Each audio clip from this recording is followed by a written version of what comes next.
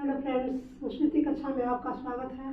आज हम पढ़ेंगे 9th क्लास के स्पर्श बुक से एक फूल की चाह। क्या है?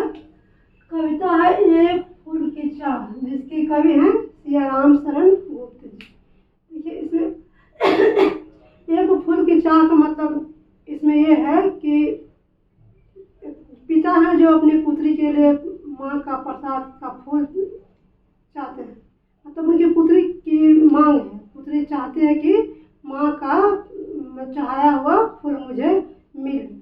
एक महामारी से मतलब जूझ रहे हैं, उस समय महामारी फैली हुई है और उस महामारी की चपेट में उनकी पुत्री आ जाती है। वही मतलब इसी मतलब जोर से तपती हुई पुत्री व्याकुल विह्वल होकर अपने पिता से इस फूल की आखिरी बार इस फूल की मांगती है और वो फूल नहीं दे पाते हैं।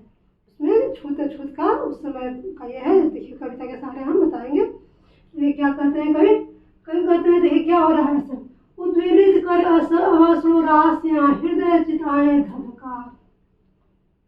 धधकार मतलब क्या है? अश्रु राशियां माने आंसू बह रहे हैं, हाहाकार मची हुई है। सबके आंसू क्या बह रहे हैं? व्याकुल होकर आंसू बह रहे हैं दुख से, यानी दुख के आंसू सबकी आंखों से निरंतर बह रहे हैं, झर रहे हैं। महामारी प्रचंड है, फैल रही थी। चारों तरफ महामारी फैली हुई है। चारों तरफ है महामारी फैली हुई है। बीमारी एक तरफ से जो एक दूसरे से हो जाता है संक्रमित लोग, उस तरह से बीमारी महामारी फैली हुई है। क्षीण कंठ मृत अवस्थाओं का करुण रुदन दुर्दान देता, माताओं का जिनके जो माताएं अपने बच्चे को अपने पुत्र या पुत्रियों को खो चुके हैं, उनकी करुण आवाज से करुण रोदन से सभी और हाहाकार मचा हुआ है।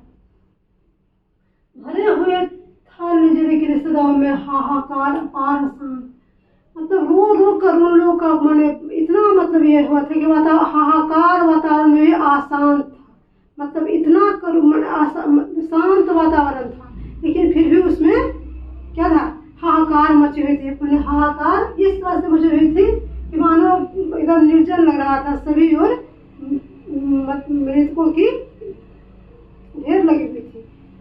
सब लोग पूरा गांव शहर के साथ उस समय मतलब महामारी से जूझ रहा था।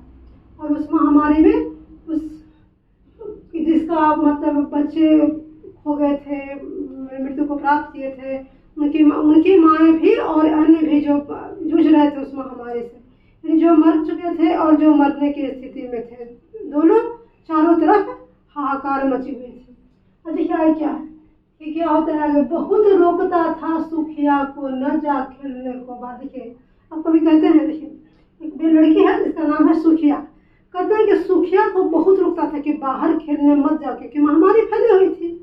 तो हर माता पिता अपने बच्चों को रोकते हैं कि बाहर मत जाओ, इस महामारी में महामारी लग जाएगी, तुम्हें बीमारी लग जाएगी।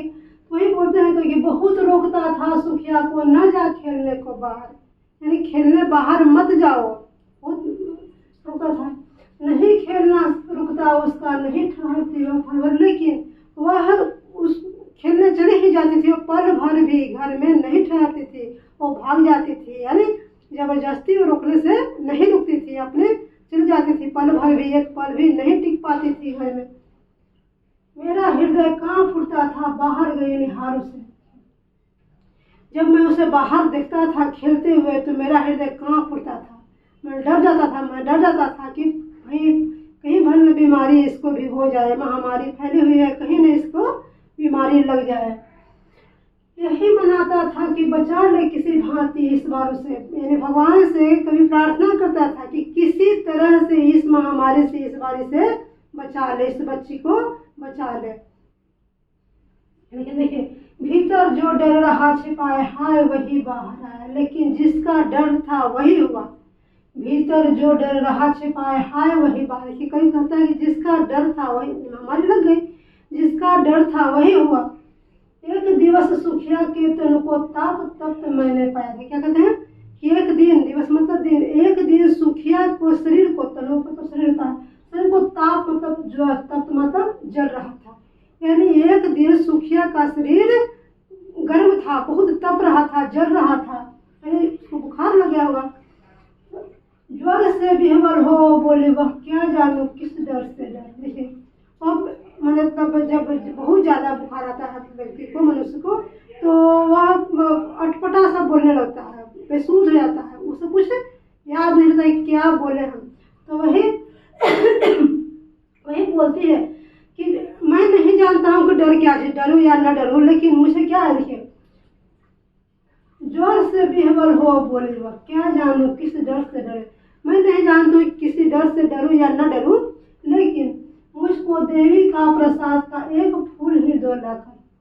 मुझे डर मतलब ये नहीं है कि मैं डरूं या न डरूं, लेकिन मुझे देवी का प्रसाद का, देवी के चरणों का एक फूल लाकर दे दो। वह मतलब ज्वर से तब तो व्याकुल होकर बोल रही थी, बेसुध थी, उसे होश नहीं था। जब ज़्यादा बुखार आदमी को हो जाता है तो दिमाग अनबैलेंस हो जाता है और कुछ न कुछ अटपटा सा व्यक्ति बोलने लगता है, अपने आप में नहीं था कंट्रोल, मतलब उसका मतलब दिमाग आउट ऑफ कंट्रोल हो गया था, तो कुछ भी बोले जा रहे थे बेसुध, जैसे कि व्यक्ति ज़्यादा बुखार होने पर बोलते हैं। अब देखिए क्या है, क्रमशः कंठ छीन हो या शिथिल हुए वैसा। देखिए बोलते बोलते उसका गला सूख गया और सारे शरीर ढीले पड़ गए। बुखार में हो जाता है, जब ज़्यादा हो जाता है तो हो ही जाता है वैसा। बैठा था नौ नौ उपाय की चिंता में मैं मन मारे। देखिए मैं नए नए उपाय, जैसा कि जब कोई बीमार होता है घर में तो जो बड़े होते हैं, गार्जियन होते हैं या जिनको चिंता होती है, वो हमेशा कुछ न कुछ नए नए जो जो लोग बताता है वो करते हैं, वही बोल रहे हैं वो कि बैठा था नौ नौ उपाय की चिंता में मैं मन मारे। मैं नए नए उपाय करके बैठ गया था, चिंता में मगन था, मतलब चिंतित हो गया था, कुछ काम नहीं कर रहा था, कोई उपाय नहीं काम आया था। जान सका न प्रभात जब से हुई अलग कब दोपहर, पता ही नहीं चला कि कब सुबह से दोपहर हो गया। मतलब आदमी को जब कोई काम में व्यस्त रहता है, बिजी रहता है या दुखी रहता है तो पता नहीं चलता है कि कब टाइम बीत गया, इतना बिजी रहता है इतना करने में। तो उस तरह से उसके पिता बोलते हैं उसके सुखिया की सेवा में इतने मतलब व्यस्त थे कि उनको पता ही नहीं चला कि कब प्रभात मतलब सुबह से कब दोपहर हो गया। स्वर्ण घनों में कब रवि डूबा, कब आई संध्या गई। देखिए कहते स्वर्ण घनों में मतलब सूर्य कब डूब गया और कब संध्या गहरी हो गई, मतलब कि रात हो गई, पता भी नहीं चला कि समय कैसे बीत गया, किस तरह से बीत गया। सभी और दिखलाई दी बस अंधकार की ही छाया। देखिए बेटी बेसुध हो गई है, बेहोश हो गई है बुखार से, क्या लगता है, सभी और दिखलाई दी बस अंधकार की ही छाया। चारों तरफ से निराशा हो गई थी, या वो तो अंधेरा निराशा का प्रतीक है। रात हो गई थी और उनके मन भी निराश हो चुके थे, मन में भी निराशा छा गए थे।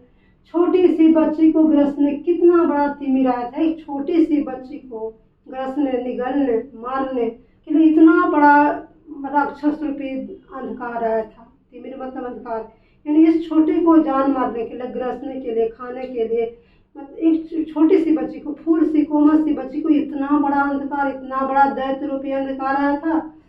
ऊपर विस्तृत महाकाश में जलते से अंगारों से, और आसमान में ऊपर तारे जगमगा रहे थे, लेकिन वे तारे उस समय दुख में तारे भी अंगारे से प्रतीत हो रहे थे। जो तारे टिमटिमाते हैं, लोग कहते बहुत अच्छा लग रहा था, वो आसमान में चमकते तारे इन्हें अंगारे जैसे प्रतीत हो रहे थे, क्योंकि दुख में हर चीज लगता है दुखी ही है, हर चीज खराब रहता है, कोई चीज अच्छा नहीं लगता है। वही बोलते हैं झुलसी सी जाती थी आंखें जगमग जलते तारों से। देखिए उन झिलमिलाते तारों से, उस दहकते तारों से आंखें झुलस जाते थे। तो कहने का तात्पर्य है कि मतलब उस तारों का चमकना भी इन्हें नहीं अच्छा लग रहा था। वैसी स्थिति थी, मतलब बेटी बीमार थी, किसको अच्छा लगेगा, किसी को नहीं अच्छा लगेगा। किसी का भी संतान अगर बीमार रहे या परिवार बीमार रहे तो कोई भी सामान अच्छा नहीं रहता, कोई भी परिस्थिति अच्छी नहीं लगती है, चाहे वो कैसा भी हो। कोई उत्सव में भी या कुछ में भी अच्छा नहीं लगता है, मन नहीं लगता है। इसलिए कभी को मन नहीं लग रहा है, उस देखने तारे भी उन्हें अंगारे जैसा लग रहे हैं। उम्मीद है आप लोग को समझ में आ गया होगा। आगे का पैराग्राफ अगले वीडियो में। बाय।